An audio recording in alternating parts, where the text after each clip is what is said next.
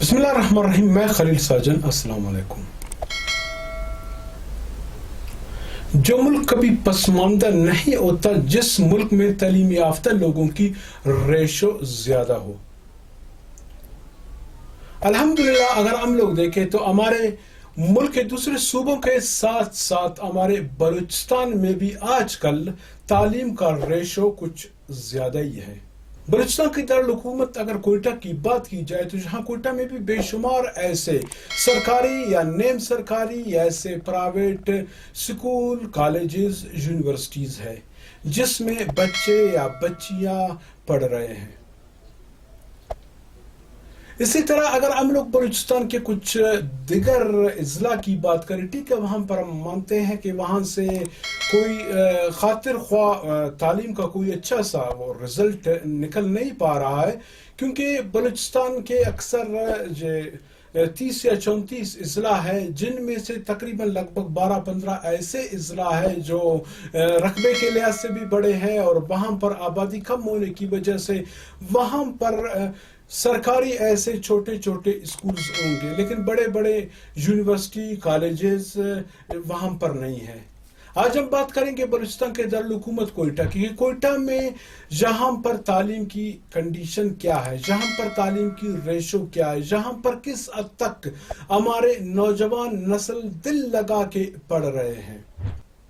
یہاں کوئٹہ میں ایسے بہت سے ادارے ہیں جو سرکاری یا نیم سرکاری ہیں.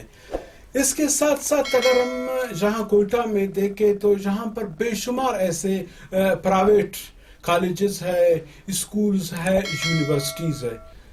کئی والدین کا یہی شکایت رہتا ہے کہ یہ ایک کاروبار ہے، یہاں پر سالانہ کی بنیاد پہ فیس بڑھا دیتے ہیں. تو پرائیویٹ اسکول کی یہاں پر میں آج اسکول کی بات کروں گا کیونکہ آج ہمارے جو مہمان ہے اس کا تعلق ایک پرائیویٹ اسکول سے ہے. اس سے آج جانیں گے کہ آیا یہاں پر کس حد تک پرائیویٹ جو ہمارے اسکولز ہے وہ آیا گورنمنٹ کی اسکول کے ساتھ مقابلہ کر پا رہا ہے یا نہیں، یا صرف وہ فیس لے رہے ہیں باقی کچھ نہیں ہے. آج ہمارے مہمان ہے پریمیئر پبلک اسکول کے پرنسپل فوزیہ شہزاد صاحبہ. میڈم شکریہ ٹائم دینے کا. میڈم سب سے پہلے آپ ہمیں یہ بتائیں کہ ہم یہاں دیکھتے ہیں کہ جو گورنمنٹ کے اسکولز ہے، کالجز، یونیورسٹیز ہے یا پرائیویٹ ہے، ان کی پالیسیوں میں ایک فرق ہے. اس کے علاوہ ہم دیکھتے ہیں کہ ان کے بکس میں بھی کافی فرق ہے، اور اصل بات یہ ہے کہ ایسے بہت سے پرائیویٹ اسکول ہیں جن کے بھی بکس ایک دوسرے سے علیحدہ ہے. اس کے علاوہ گورنمنٹ سے آپ کی بکس بھی علیحدہ ہے، آپ کی یونیفارم بھی علیحدہ ہے. یا جہاں پر ایسے بہت سے پرائیویٹ اسکولز ہیں جو سالانہ اپنے فیس بھی بڑھا دیتے ہیں یا کافی زیادہ فیس لیتے ہیں. اس کی کیا وجوہات ہے؟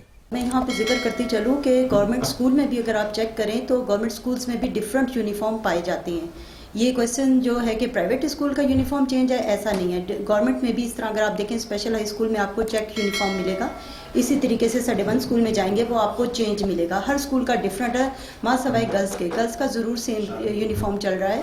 اور بھاری بھرکم فیسز کی بات کرتے ہیں تو یہاں پر میں یہ ذکر کرتے چلوں کہ بھاری بھرکم فیسز ڈفرینٹ اسکولس کی ہیں، ڈفرینٹ نیشنز کی ہیں. جیسی عوام ہے اس کے لیے ہر قسم کا پرائیویٹ ہر طبقے کے لیے مختلف فیسز میں اسکول مہیا ہے. اچھا میڈم، اکثر والدین یا اکثر لوگ بھی یہ کہتے ہیں کہ یہ پرائیویٹ اسکول والے تجارت کرتے ہیں، آیا یہ سچ ہے؟ الحمدللہ میں تجارت نہیں کرتی، میں تعلیم دیتی ہوں اور میں تعلیم پر ہی فوکس کرتی ہوں. اور میں سمجھتی ہوں کہ شکر ہے اس پاک ذات کا جس نے مجھے یہ موقع دیا ہے کہ میں تعلیم کو آگے سے آگے فروغ دوں، کیونکہ تعلیم جو ہے وہ جسٹ ایک تعلیم نہیں ہے، وہ زندگیوں کو سنوارنے کا طریقہ کار ہے، وہ نیشن کو آگے بڑھانے کا ہے، وہ ملک میں ترقی کا موقع ہے. وہ اپنے بچوں کو نہیں، معاشرے کے بچوں کو بھی اور مسلم غیر مسلم سب طبقے سے ہٹ کر بچوں کو آگے بڑھانے کا ایک موقع ملتا ہے، اور یہ موقع ہمیں اللہ پاک کی ذات نے دیا ہے. الحمدللہ 17 سال سے میں مختلف پرائیویٹ اسکولز میں جاب کر رہی تھی، جس میں بہت سے برانڈڈ اسکول ہیں، پاک ترک ہے، ایجوکیٹر ہے، سٹی ہے، LOS ہے. ڈفرینٹ اسکولز میں نے جاب کی ہے اور میرا ایکسپیرینس ڈفرینٹ اسکولز کا ہے. میں نے ہر اسکول سے کچھ سیکھا ہے، وہاں سے کچھ میں نے کھویا نہیں ہے، کچھ نہ کچھ پایا ہے. اور اب ان تمام ایکسپیرینس کے بعد میں نے یہ کوشش ایک کی ہے کہ میں بھی ایک پرائیویٹ اسکول کھولوں، اور جس میں نے جو کچھ سیکھا وہ ڈیزرونگ اسٹوڈنٹس کے لیے میں استعمال کر سکوں اپنے ایکسپیرینس کو. اور اللہ پاک کا شکر ہے کہ میرے ایکسپیرینس کے تحت میری ٹیم کے تحت میری بہترین ٹیچرز ہیں جو ایک کم سے کم فیس میں جو ہے وہ بچوں کو بہت اچھی ایجوکیشن دے رہی ہیں، جو hi fi school, branded schools, جو کورس، جو چیزیں استعمال کر رہی ہیں ان سب کو ہم یوز کرتے ہوئے کم سے کم فیسز میں بچوں کو مہیا کر رہے ہیں. تو جس طرح جہاں ہائی لیول پر اچھی فیسز ہیں، باری برکم فیسز ہیں، وہاں لو لیول میں بھی ہے. اور اگر میں آج آن ایئر یہ کہتی ہوں کہ پریمیئر پبلک اسکول میکانگی روڈ پر واقع ہے، اگر آپ کا بچہ ایجوکیشن حاصل کرنا چاہتا ہے تو اسے کسی فیس کی ضرورت نہیں ہے، وہ فری آف کاسٹ میں پس آ سکتا ہے. میڈم یہ بھی ہم دیکھتے ہیں کہ جو ہمارے پرائیویٹ اسکول ہے جو سالانہ کی بنیاد پہ، جیسے میں نے شروع میں کہا تھا کہ وہ اپنی فیس بڑھا دیتے ہیں. اس کے علاوہ جو ایک بک ہوتا ہے مارکیٹ میں اگر اس کی قیمت 20 روپے ہے تو وہ اسکول میں پہنچ کر لگ بھگ 80 روپے میں فروخت ہوتے ہیں. کیوں؟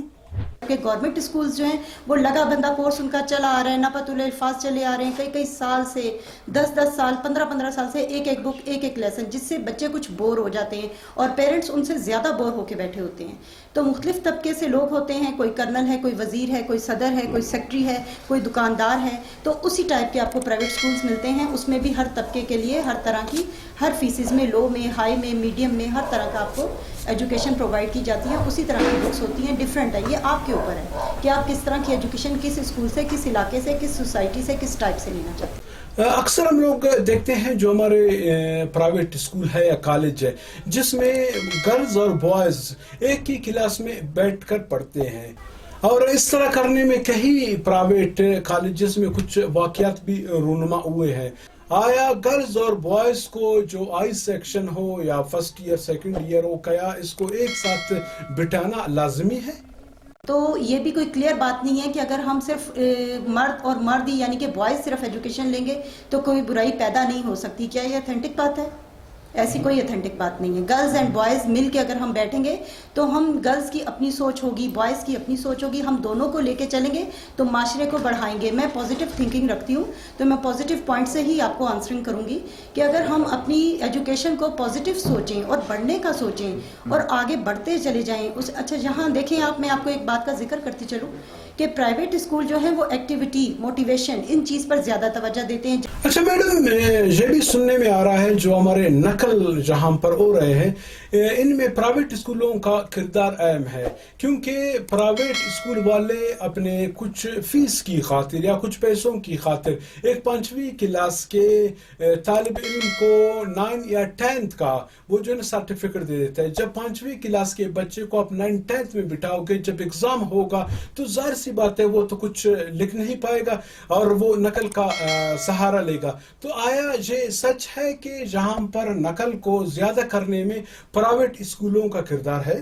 تو ایسے ہے کہ جو ڈفرینٹ اسکول ہیں جو یہ کام کر رہے ہیں کہ جو آپ کو جعلی سرٹیفکیٹ بنا کر دے رہے ہیں، یہ ایک غلط کام ہے. اس کی روک تھام ہونی چاہیے. میں اس کی بالکل اگینسٹ چلوں گی کہ آپ پرائیویٹ اسکول میں اگر آپ 7 پاس، 8 پاس، 4 پاس جو بھی آپ سرٹیفکیٹ بنا رہے ہیں وہ غلط ہے. اس کو نہیں کرنا چاہیے. گورنمنٹ میں بھی اس سلسلے میں ہماری مدد کرنی چاہیے اور ان اسکولز پر نظر ثانی کرنی چاہیے جو اس طرح کے سرٹیفکیٹ جاری کر رہی ہیں.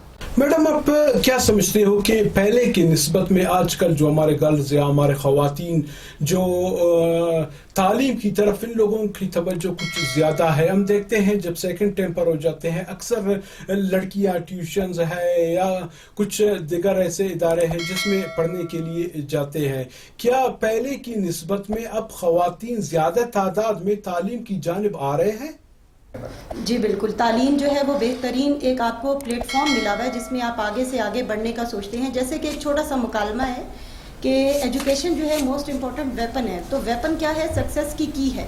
ایک بگ کی ہے آپ کے پاس ایجوکیشن. اگر آپ اس کو یوز کریں گے تو میں نہیں سمجھتی کہ آپ دنیا کے کسی میدان میں کبھی بھی کسی سے پیچھے رہ سکتے ہیں. جی بہت بہت شکریہ میڈم.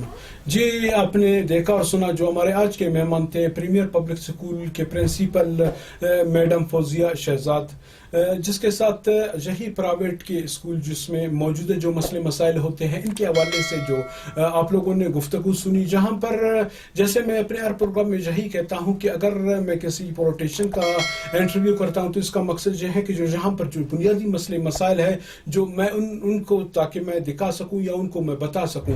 اگر میں کوئی عام तमाम सियासी लीडर का मैं इंटरव्यू करता हूं तो इसका मकसद भी यही होता है कि जिसकी जो बातें हैं वो ऐवान तक पहुंच जाए। और इसके अलावा जहां पर एजुकेशन या स्पोर्ट्स का भी इसी वजह से हम लोग इंटरव्यू करते हैं कि ताकि दूसरे लोगों को भी हम दिखा सके जहां पर किस तरह और किस माहौल में और कैसे हम लोग अपने बच्चों को या बच्चियों को पढ़ा रहे हैं। क्योंकि जहां पर बलूचिस्तान में अगर हम देखा जाए तो गवर्नमेंट की तरफ से ऐसे खातिर ख्वाह हमारे किसी भी प्राइवेट स्कूल के साथ कोई ऐसे ताउन नहीं हो पा रहा है। ये जितने भी जैसे मैडम की आप लोगों ने गुफ्तगू सुनी, ये लोग अपने मदद आपके तहत अपने इदारों को चला रहे हैं और इदारों को चलाने का मकसद यही होता है कि जहां पर जब तालीम आम होगा, शहूर आएगा तो एक बेहतर मुस्तकबिल हम लोगों के सामने आ पाएगा। इंशाअल्लाह लजीज जिंदगी और सेहत रही। आने वाले फिर प्रोग्राम में ऐसी शख्सियत लेकर आप लोगों की खिदमत में हाजिर हो जाएंगे। उस प्रोग्राम तक के लिए आप खालिद साजन को इजाजत दीजिए।